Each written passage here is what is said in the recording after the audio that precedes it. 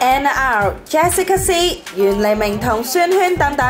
前晚出席電影《黑超特警組3》嘅首映禮。Anna 同 Jessica C 齊齊以黑色透視 lace 上衣亮相，不過 Anna 嘅上衣因為鬆得滯而頻頻滑落，真空上陣嘅佢當眾露點啊！但鬼妹仔性格嘅 Anna 就一於少理，仲笑話 sorry 自己都唔想 show 出嚟喎。至於以疊 V 低胸裙現身嘅袁黎明透露，同慢必會積極參與今年9月嘅立法會選舉，到時仲會考慮向城中名人籌募選舉經費添。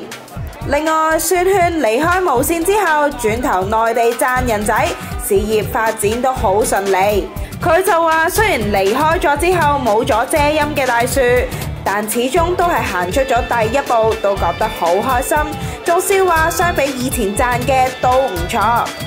講到早前有美容院暗示佢隆胸，宣萱就解釋嗰間公司係想揾佢做美容代言人，但對方竟然暗示佢隆胸，令到佢非常之不滿啊！